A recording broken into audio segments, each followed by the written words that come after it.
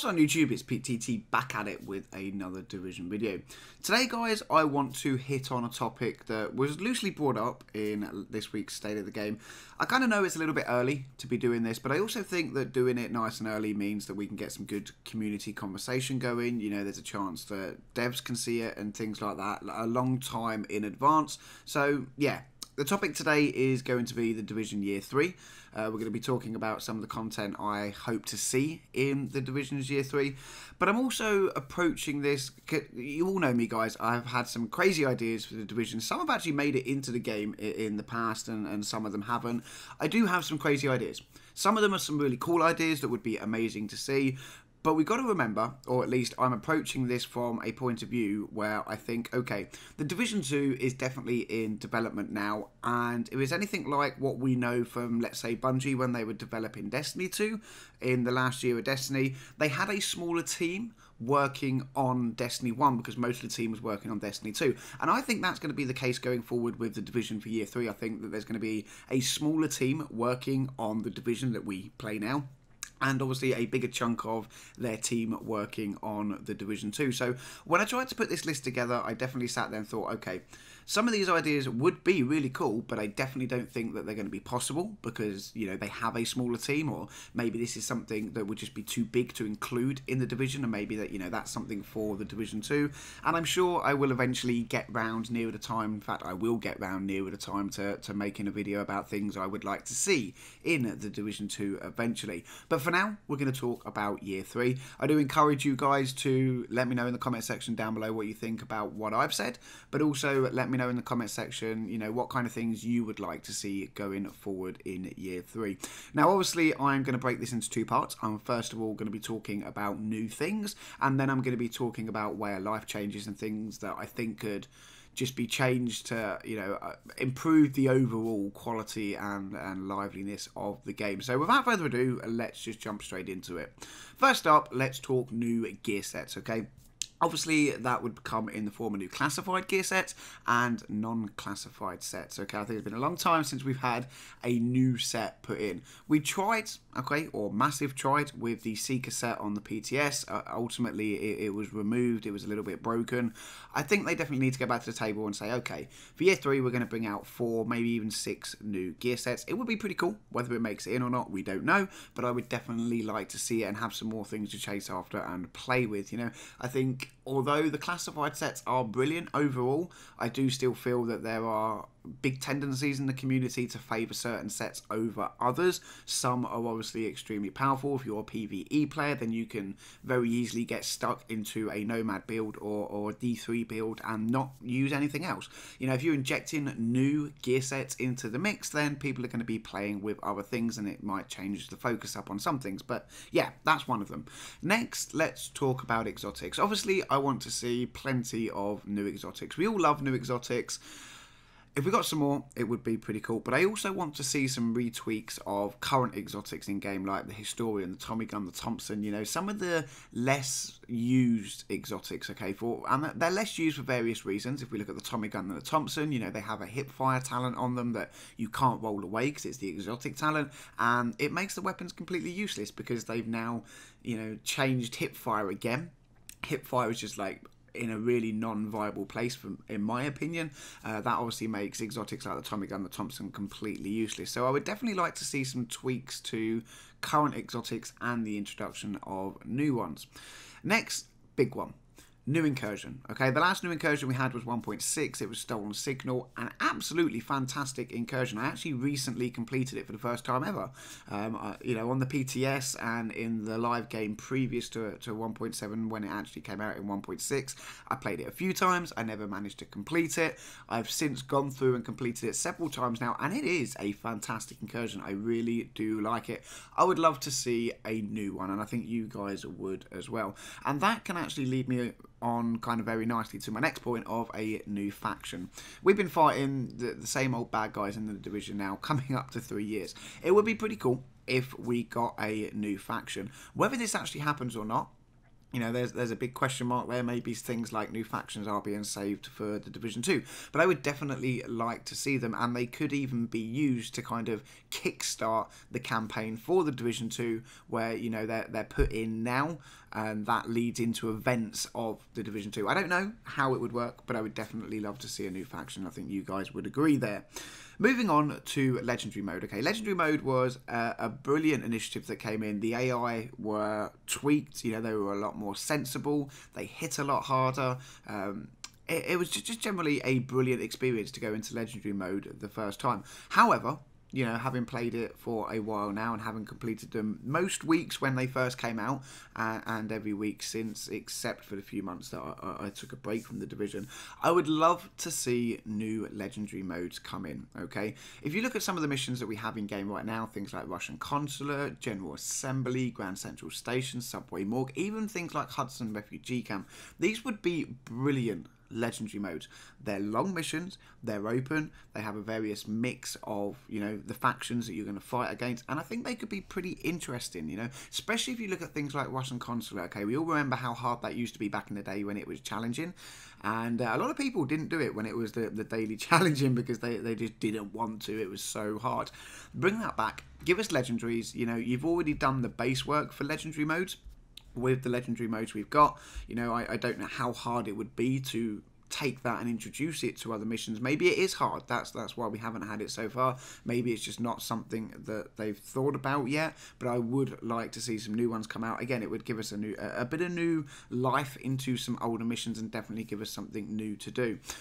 Talking of new things to do, let's talk about new story, okay? This is going to be very light because, as I said at the beginning, I do think they're going to be working with a smaller team, so some things just aren't going to make it in. But I would love to see some new story. Now, maybe this comes towards the tail end of Year 3 as we start getting information and start looking at going into the Division 2. We could get a bit of backstory. Events could start to happen in-game that lead us into the Division 2.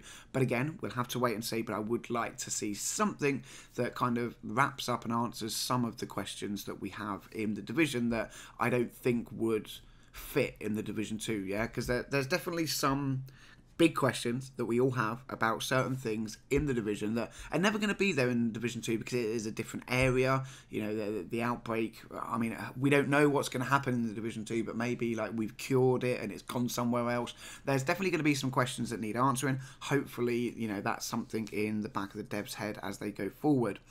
Next, new HVTs, and they need to be in new areas of the map. HVTs are brilliant. I still enjoy doing them. They are a good source of loot, although I've still yet to get a classified drop from them. I do enjoy doing them every single week. However, you know, rolling around, it's like, okay, we're going to go up against this dude, and he can spawn in one of, you know, a few locations, and it's just always the same areas every week, okay? Again, it's not a crazy change, but just adding in maybe a couple of different named bosses, take some of the named bosses out of the Dark Zone or something and put them into HVTs and put some of the HVT bosses as Dark Zone bosses, it would just change things up and give people different things to do. If they're in new areas of the map, then again, we get to go back and explore other areas that we may not have been to for a very long time, and overall, it just makes it feel a little bit fresher, even though it's something that's been in the game for a very long time. Right. Commendations. I'm trying to fly through these as quickly as I can, guys.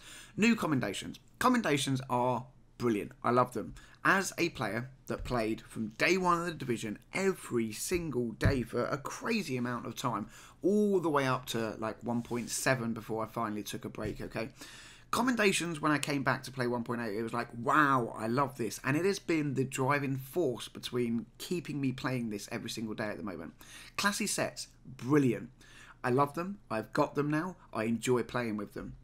But when you've got them and you've got your builds and things like that, you do need something to grind for and something to make you play every single day. For me, that's commendations. I love going through and saying, right, what commendation are we going to pick on tonight? Okay, let's go kill, you know, X amount of hunters in survival, or, you know, let's go run all the incursions flawlessly and things like that. And to me, that's very good. I would love to see commendations come even better. I would like to see the community get involved in creating some commendations. You know, we all know that the community can come up with some amazing ideas. Okay, we've seen it before. Okay, they may not have made it into the game, but we've definitely seen some crazy ideas that are very, very good. And I think that if the community put their head to it, they could come up with some community commendations. For an example, let's say there was a commendation for as a 4-man team running through Legendary with pistols only. Doesn't state what build you have to use, but you have to do it with pistols only. That would be a pretty cool commendation and give you something to grind for.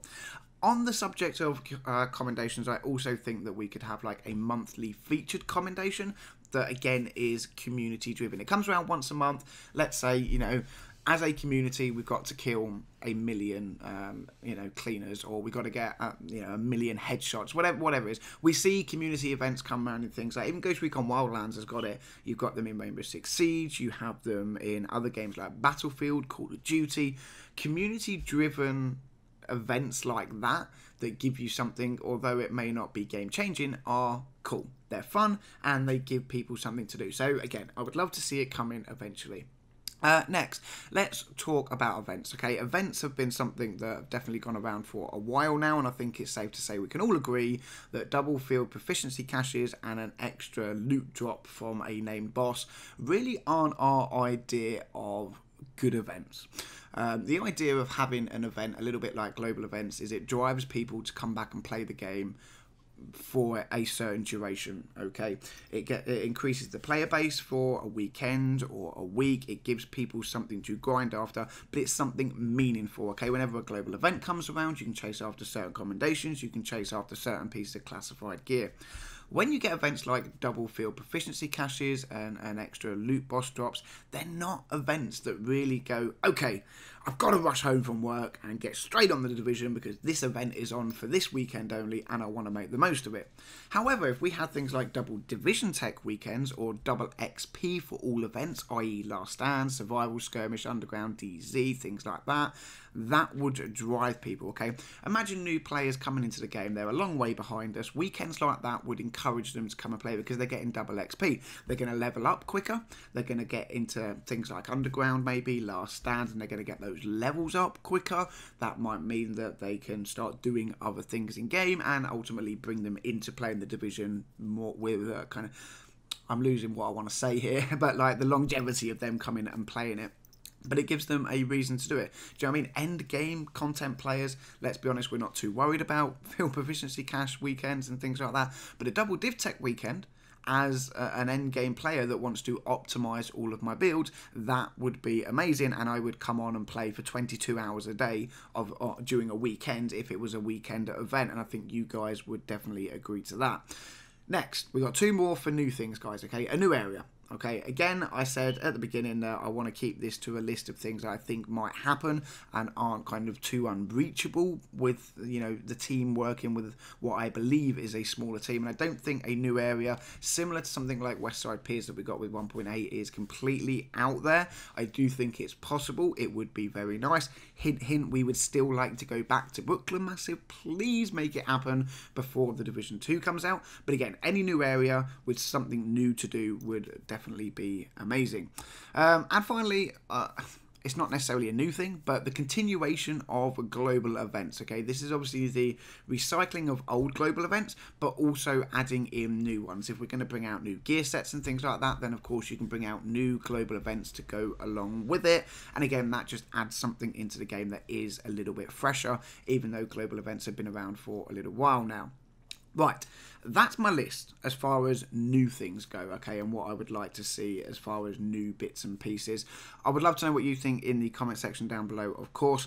What I want to do now is quickly touch on a few way of life changes and things like that. So first up, I would love to see the ability to add modifiers to incursions and legendary modes, similar to the way we do in the Underground, okay?